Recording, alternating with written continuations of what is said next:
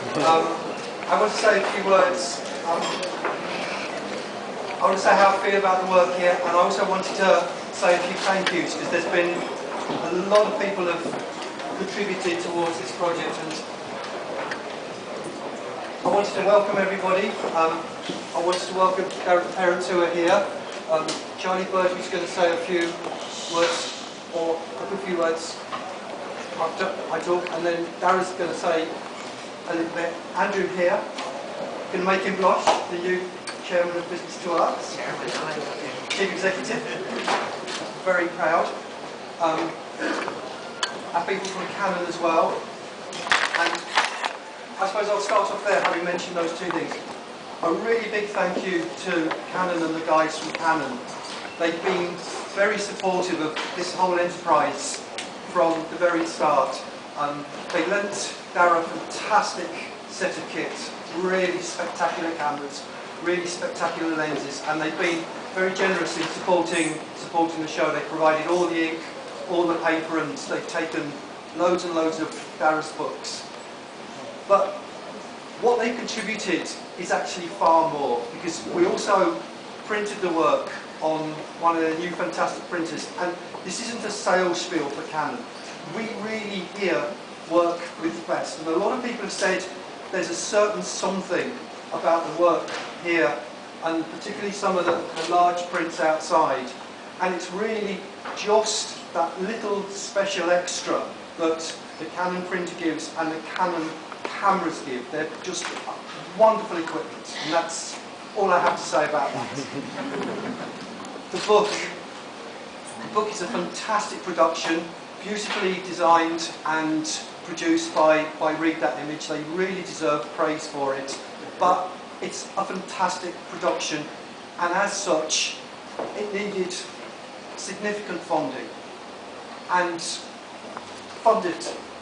Daragh ran a brilliant funding campaign, and again, very sincere thanks to Andrew. I'm sorry to be making you blush referencing, but Fundit is the most fantastic platform for artists, for creatives, for all sorts of endeavours, and so many people contributed so generously to make that book happen. So a big thank you to all those people. I know a lot of you are here, and a thank you to those that aren't.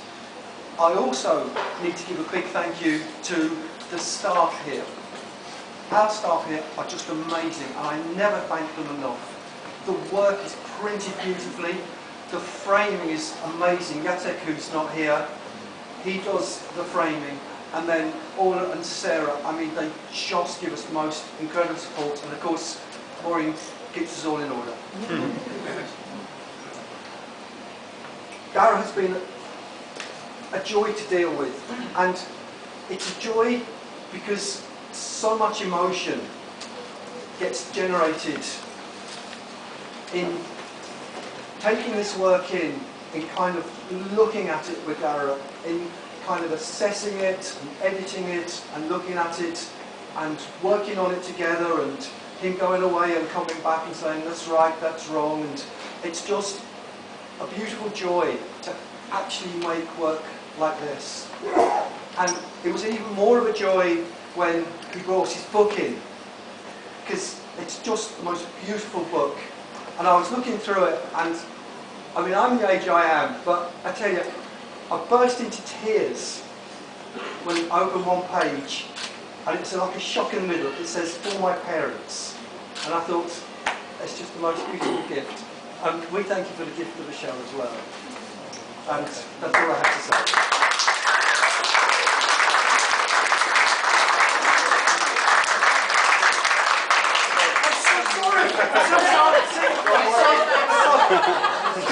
I was thinking about opening that book, and I thought I'll go down before I get silly about it. I'm outside Leinster House, don't worry. Johnny Bird will now open the show. Well, I tell you one thing, ladies and gentlemen, I would far prefer to be here tonight than standing outside Leinster House, or outside government buildings, chasing politicians. Daragh asked me to open the exhibition, and I said yes. And I'm not going to give a long spiel, I'm not going to detain me here for long tonight. But I do things because I've been fortunate over 38 years because people paid their television licenses. I worked for the public. And in those years, I got to go to amazing places and to do amazing things. Lots of them were chasing politicians and chasing bankers, but in the latter part of my career, I was fortunate enough to go to the Antarctic twice and to go to the Arctic on 3 separate occasions. And believe you me, it has helped to change the way I look at the world that we live in today. And in one sense, that's what Daragh is doing here in this exhibition. They are absolutely special, special, special photographs. Believe you me, I know. Because I have taken thousands of photographs, and not one of them, and I mean not one of them, will I put on a wall. Because they just pale into insignificance. Because his eye, and also, it has to be said, and I said it, the printing, the quality is just absolute. It leaps out of the page. It leaps out of the wall, if that's the good or the bad grammar. It is absolutely fantastic.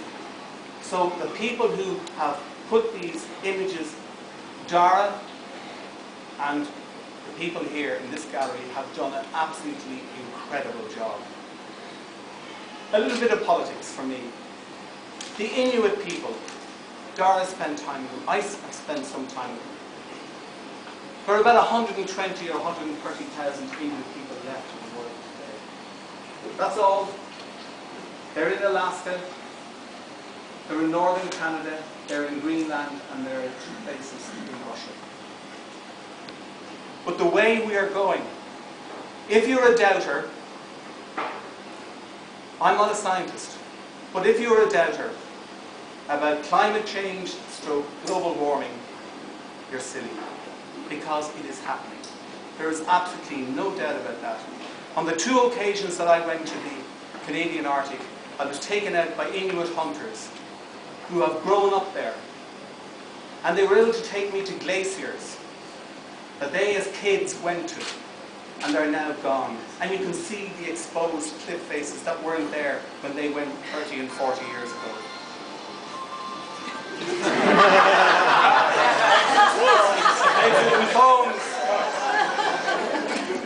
But it's true. It may be a laugh, but it is true. What is happening in the Canadian Arctic, what's happening in Greenland, what's happening in the Arctic in general, and in the Antarctic, global warming is happening. It's like a refrigerator in our own homes. We all have the comfort of a refrigerator. And you know if the bloody refrigerator goes out or the electricity goes off, what happens? We're all screaming and shouting about the food's going to go off, this is going to happen, that's going to happen. Well, for me, the Arctic and the Antarctic are the refrigerators of the world.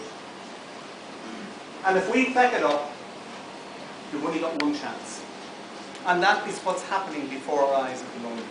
And that is what is so important.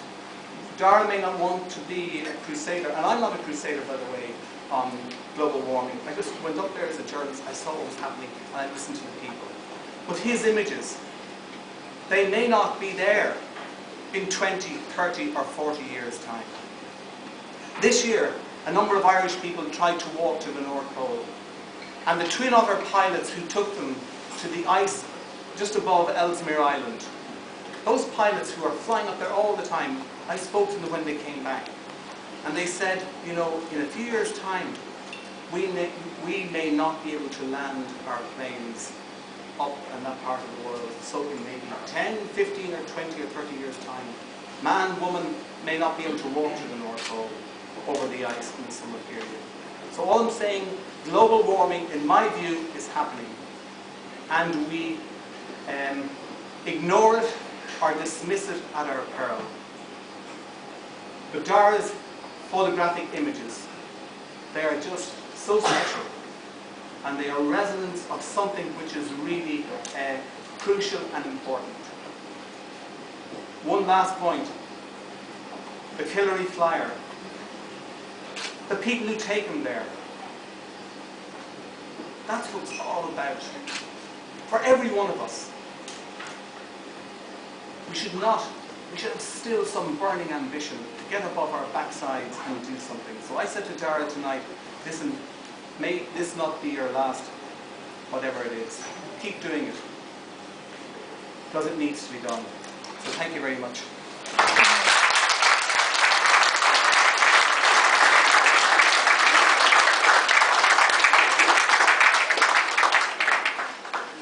Wow. I don't think I've ever spoken to a crowd this big before. So, thank you all so much for coming. It's humbling to see you all here. I really appreciate it. Now, I don't think these guys use notes at all. I may have to, pay attention to some notes in a minute, but we'll see how far I can get without them. They're here, and one hand is kind of twitching in the pocket on them. But basically, we set off in June 2013 last year, and it was like an 18-day passage across the Atlantic to get to Greenland. The expedition was organised by the Killery Adventure Company, and it was called North of Disco. The idea was that we were going to get north of Disco Island. So, when we arrived on the west coast of Greenland, the first spot we arrived at, we were damp, we were beaten up by headwinds and storms all the way across, and our clothes were wet, we were damp, we wanted to dry out, get hot showers. So we did all that, got some food into us, and then I decided, right, I need to check my emails. And got on the email, and it's kind of low quality Wi-Fi that we had, but take what you're given. And I started downloading my emails, and it told me it was 40,000 emails downloaded. And I was like, hang on, what, 3 weeks and 40,000 emails?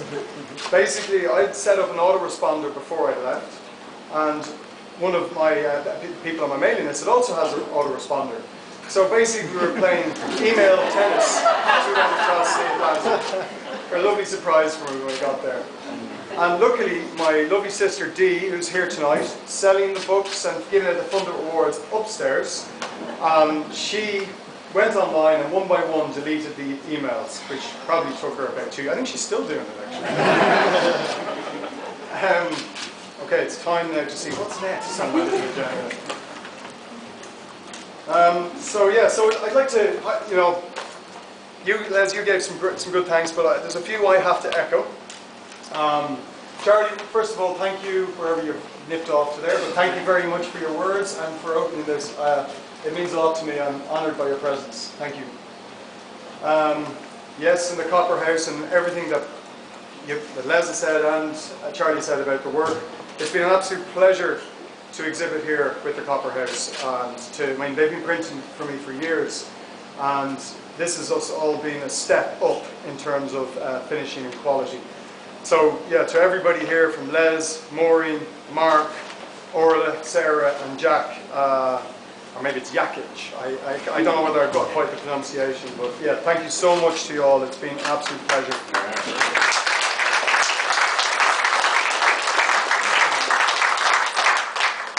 You also mentioned Read That Image, and I personally have to thank Read That Image, because it's been a journey and an evolution of this book. I mean, I had the images and I wasn't sure how I was going to bring it to fruition. So when I joined up with Read That Image, I think there's 3 of them here tonight, it was such a wonderful working process to go through with them. And the book has become a piece of art in itself because of it. And if anybody's ever thinking about getting a photo book done, you've got to go to Read That Image. It's an amazing experience, and the printing quality plus the design has just all been fantastic.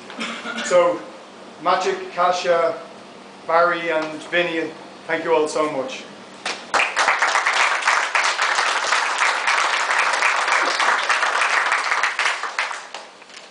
And the Funded campaign, it's an amazing platform that Funded provides for artists, that we are able to generate much needed funding for creative projects that otherwise wouldn't get off the ground.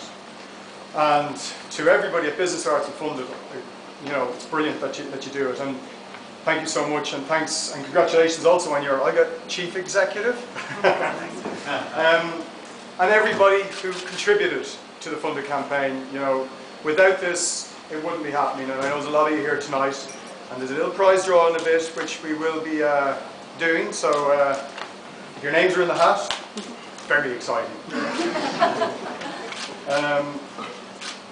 So today, Adrian Tahany and Derek McNaughton, they got on board when I first came back from Greenland to basically help me bring the whole project to fruition as well. And they're just great creative sounding boards. And the haiku and the tanka poem up there, the Shimmering Diamonds, that's Adrian. Kind of my words, but Adrian pulled them together to create the lovely poem that you see there, and that's in the book as well. So to Jerry and Adrian, thank you so much.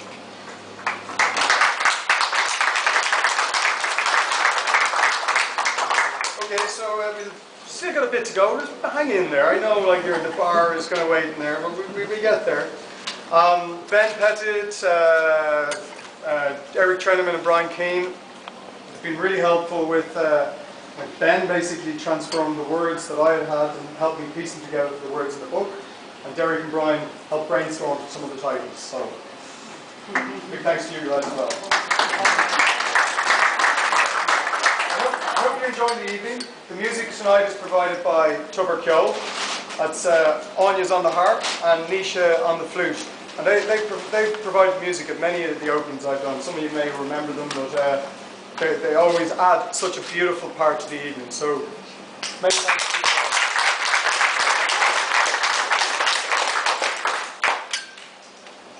Dan and Murray looking after the bar. Wait.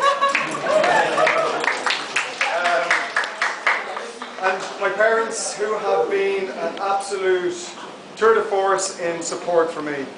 I see my mum there, don't know where my dad is, where is he? He'll be hiding somewhere, but sorry. Oh yeah, there you are.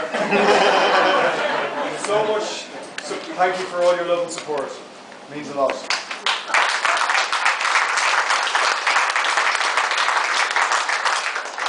And that would bring me to the entire extended family, who are always there for me and, you know, give me love. Even the youngest is there as well, Lorcan. Hey!